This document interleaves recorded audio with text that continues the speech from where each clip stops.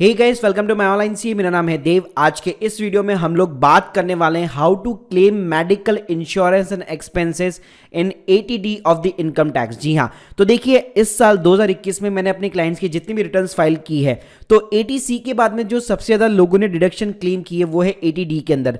2 साल पहले एटीडी का इतना ज़्यादा ट्रेंड नहीं था, लेकिन जैसे ही कोविड आया है तो यहाँ पे सब लोगों ने हेल्थ इंश्योरेंस को यहाँ पे मैंडेटरी कर दिया।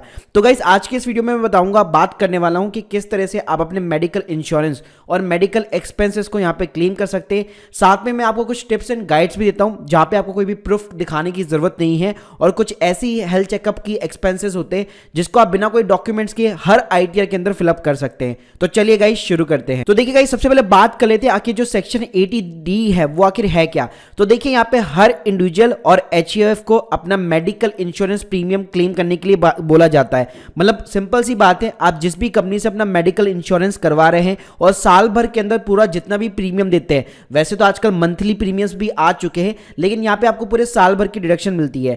तो गाइस इसमें आपका नॉर्मल हेल्थ इंश्योरेंस प्लान आ जाता है, उसके अलावा फैमिली फ्लोटर प्लान चलते हैं जिसके अंदर क्या होता है 3 लोग कवर हो जाते हैं। जैसे आप हो गया, आपका बच्चा हो गया और आपकी वाइफ हो गई, या आपके 2 बच्चे तो आपके 2 बच्चे हो गए, आप खुद हो गए और आपकी वाइफ हो गई। तो इस तरह के जो फैमिली फ्लोटर प्लान होते हैं वो भी इसके अंदर कवर होते हैं। साथ में गाइस अगर इसके अंदर जो टॉपअप हेल्थ इंश्योरेंस होते हैं, टॉपअप का मतलब होता है आपके पास में ऑलरेडी कोई हेल्थ इंश्योरेंस है या आपने नहीं ले रखा है तो उसके अंदर एक डिडक्टेबल अमाउंट होता है। तो उस डिडक्टेबल अमाउंट के ऊपर आपका मान लो मेडिकल एक्सपेंसेस बनता है, तभी आपको इंश्योरेंस कंपनी यहाँ पे पैसा प्रोवाइड करती है, तो वो कहलाती है आपके टॉपअप इंश्योरेंस। तो अगर आपने टॉपअप इंश्योरेंस भी दे रखा है काफी कम प्रीमियम के ऊपर, तब भी यहाँ पे आपको डिडक्शन मिलती है। उसके अलावा गाइस मान लीजिए आजकल जो सेंट्रल गवर्नमेंट है और हमारी स्टेट गवर्नमेंट है वो भी कई सारी हेल्थ स्कीम यहाँ पे चला रही है, तो उसके अंदर भी अगर आपने अलॉटमेंट कर रखी है, जैसे कि मैं राजस्थान की बात करूं यहाँ पे एक चिरंजीवी योजना चलती है, तो उसके अंदर भी अगर आपने कॉन्ट्रीब्यूशन कर रखा है, उसके अंदर भी आप अपना प्रीमियम पे कर रहे हैं, तो उसकी भी आपको यहाँ पे डिडक्शंस मिलती है। सो गाइस ये तो बात हो गई हमारे हेल्थ इंश्योरेंस की। साथ में गाइस आपको इसमें मिलता है हेल्थ एक्सपेंसेस पे भी डिडक्शन। जी हाँ, तो देखिए आपका नॉर्मल पूरे साल भर के अंदर जो भी हेल्थ चेकअप होता है जिसको प्रिवेंटिव हेल्थ चेकअप बोलते हैं, आपका जो प्रिवेंटिव हेल्थ चेकअप होते हैं उसके अंदर कौन कौन से हेल्थ चेकअप आते हैं, तो जैसे मैं बताऊं 20 से 30 साल वाले हो गए तो उसमें वेट चेक करना हो गया, ब्लड प्रेशर हो गया, लिपिड प्रोफाइल हो गई, आई का एग्जामिनेशन हो गया, 30 से 40 वालों का भी सेम डेंटल एग्जामिनेशन हो गया। मतलब नॉर्मल हमारे जो रोजमर्रा जिंदगी के जो टेस्ट होते हैं जो साल भर में हर कोई ना कोई जरूर यहाँ पे करवाता है, तो गाइस वो सारे एक्सपेंसेस भी आप यहाँ पे कवर कर सकते हैं। उसके अलावा गाइस आपके जो मेडिकल एक्सपेंडिचर है, अगर आपके घर के अंदर कोई सीनियर सिटीजन रह रहा है, जैसे मान लीजिए आपके फादर या मदर एक सीनियर सिटीजन है, उनका कोई भी हेल्थ इंश्योरेंस हो नहीं रखा, लेकिन उनके साल भर के काफी सारे मेडिकल एक्सपेंडिचर होते हैं, आप उनकी साल भर की दवाइयां परचेज करते हैं, उनके हेल्थ चेकअप कराते हैं, तो वो जितना भी खर्चा है वो भी आप यहां पे क्लेम कर सकते हैं। सो गाइस एटीडी आखिर इतना इंपॉर्टेंट क्यों है, तो जैसे मैंने बताया अगर मान लीजिए किसी भी पर्सन को मैक्सिमाइज अपना टैक्स सेव करना है या मैक्सिमम डिडक्शन लेनी है, तो देखिए एटीसी की लिमिट तो जल्दी से 1.5 लाख की खत्म हो जाती है। उसके बाद में नेक्स्ट ऑप्शन आता है आपके पास में एनपीएस का। अब एनपीएस काफी कम लोग कराते हैं जिसमें 50,000 की एडिशनल डिडक्शन आपको मिलती है।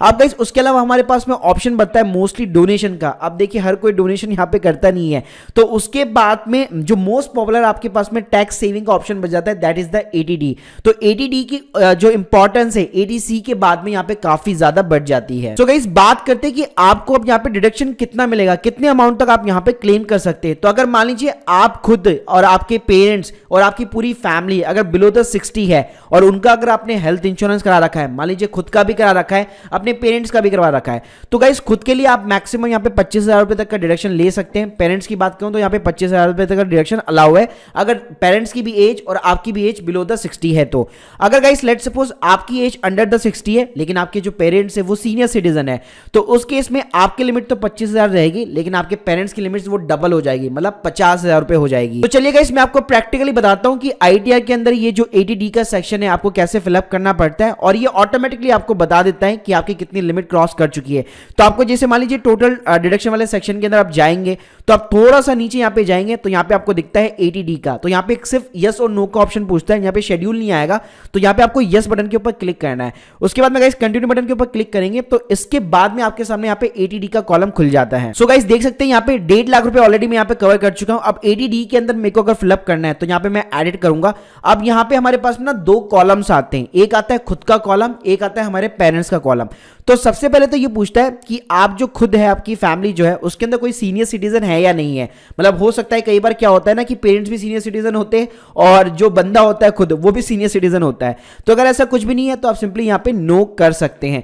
उसके बाद में गाइस पहला जो ऑप्शन आता है सेल्फ एंड फैमिली का, तो यहां पे जो अंडर 60 वाला है उसके लिए यहां पे ए ऑप्शन खुल जाता है। अगर लेट्स सपोज मैंने यस किया होता तो उस केस में यहां पे बी ऑप्शन खुल जाता है। तो यहां पे मैं सिंपली नो कर रहा हूं और इस वाले ए कॉलम के अंदर मुझे अमाउंट डालना है। अब पहली चीज आती है हेल्थ इंश्योरेंस। तो जैसे मैंने बताया कि भाई अगर आप बिलो द 60 है तो मैक्सिमम आपको 25,000 रुपए का मिलेगा। तो इसका मतलब क्या है, मैं 25,000 रुपए तक यहां पे क्लेम कर सकता हूं आराम से। इसके बियॉन्ड जैसे मैं जाऊंगा, जैसे मान लीजिए अगर मैंने 50,000 डाल दिया तो भाई ये 25 ही मिलेगा, इसके बियॉन्ड यहां पे नहीं जाएगा। उसके बाद में गाइस जो नेक्स्ट सेकंड कॉलम आता है that is the preventive health checkup. तो जैसे मैंने बताया कि हर कोई ना कोई हेल्थ चेकअप कराता रहता है पूरे साल भर के अंदर। तो गाइस इसके अंदर आपको कोई भी प्रूफ वगैरह देने की रिक्वायरमेंट नहीं रहती है और ये वाली जो डिडक्शन है आप मैं कह सकता हूं ऑलमोस्ट किसी भी आईटीआर के अंदर आसानी के साथ में क्लेम कर सकते हैं। तो मैक्सिमम यहां पे आपको 5,000 रुपीज की डिडक्शन अलाउ है। तो अगर मान लीजिए अगर आपका टीडीएस कटा हुआ है, आपने हेल्थ इंश्योरेंस भी नहीं करा रखा है, तो अगर हल्की सी भी अगर आपने 5,000 रुपए की डिडक्शन यहां पे ले ली तो आपके टीडीएस के अंदर फर्क पड़ जाएगा और थोड़ा बहुत आपको टीडीएस रिफंड भी हो जाएगा। सो गाइस ये तो बात हो गई हमारी खुद की। अब बात करते हैं पेरेंट्स लोगों की। अब देखिए यहां पे पूछता है कि आपका कोई भी पेरेंट्स यहां पे सीनियर सिटीजन है या नहीं है। अगर लेट्स सपोज नहीं है तो सेम कहानी गाइस, अगर आप नो करेंगे तो आपका जो ए वाला कॉलम है वो यहां पे ओपन हो जाता है। अब इसके अंदर आप हेल्थ इंश्योरेंस जो मैक्सिमम अगेन 25,000 का ले पाएंगे। अगर मैं 50,000 भी डालूंगा तो ये 25,000 तक ही लिमिट ले पाएगा। तो गाइस अगर अंडर द 60 तो 25 ले पाएंगे और सेम कहानी प्रिवेंटिव हेल्थ चेकअप की होगी जिसके अंदर मैक्सिमम 5,000 रुपए का क्लेम ले पाएंगे। लेकिन गाइस यहां पे मैं एक चीज बताना चाहूंगा, अगर आप पेरेंट्स का हेल्थ चेकअप कवर करना चाहते हैं, क्लेम करना चाहते हैं, तो भाई आप फिर ना खुद का नहीं कर पाएंगे। मतलब दोनों में से एक का होगा, या तो आप खुद का कर लीजिए या फिर पेरेंट्स का जो हेल्थ चेकअप होता है वो आप कवर कर लीजिए। या फिर क्या कर सकते हैं, जो दोनों का हेल्थ चेकअप है उसकी जो पूरी लिमिट है वो 5,000 रुपए के ऊपर नहीं आनी चाहिए। मतलब मैंने 2,500 रुपए यहां पे डाल दिए अपने और 2,500 रुपए मैं यहां पे इंसर्ट कर सकता हूं। अब गाइस बात करते हैं, मान लीजिए अगर आपके पेरेंट्स यहां पे सीनियर सिटीजन है तो कितनी डिडक्शन मिलेगी। तो अगर इस कॉलम को यहां पे मैं यस कर देता हूं तो सेकंड वाले कॉलम के अंदर पहला जो कॉलम आता है that is the health insurance. तो यहां पे आप मैक्सिमम जो है 50,000 रुपए तक का हेल्थ इंश्योरेंस यहां पे कवर कर सकते हैं। मतलब साल भर के अंदर जो भी प्रीमियम जाता है तो वो आपको यहां पे लेना पड़ेगा। सेकंड आता है प्रिवेंटिव हेल्थ चेकअप। तो अगेन अगर आपने खुद का क्लेम कर रखा है 5,000 रुपए तक तब यहां पे नहीं कर पाएंगे, वरना इनका भी आप 5,000 तक क्लेम कर सकते हैं। उसके बाद में गाइस जो थर्ड कॉलम है वो काफी अच्छा है, that is the medical expenditure. लेकिन ये तभी एप्लीकेबल होगा जब उस पेरेंट्स का, मतलब आपके जो पेरेंट्स हैं उनका हेल्थ इंश्योरेंस नहीं हो रखा हो। तो अगर लेट्स सपोज ये 0 हो आपका और सिंपली अगर आपका जो भी मेडिकल एक्सपेंडिचर होता है, मान लीजिए आपका 50,000 रुपए का मेडिकल एक्सपेंडिचर होता है, तो आप वो पूरा का पूरा यहां पे क्लेम कर सकते हैं। तो गाइस अगर आपका मेडिकल एक्सपेंडिचर मान लीजिए 50 के ऊपर होता है, फिर भी आपकी जो लिमिट है वो हमेशा 50 ही रहेगी अगर आपके पेरेंट्स सीनियर सिटीजन है। तो गाइस काफी आसान हो जाता है यहां पे मेडिकल एक्सपेंडिचर को क्लेम करना। अगर सीनियर सिटीजन है तो आपको काफी सारी यहां पे डिडक्शंस मिल जाती है। अब गाइस यहां पे कुछ पॉइंट्स को आपको रिमेंबर रखना पड़ेगा क्योंकि यहां पे हर लोगों के ऊपर ये एप्लीकेबल नहीं होगा। मतलब हर लोगों का मतलब क्या है वो मैं आपको बताता हूं।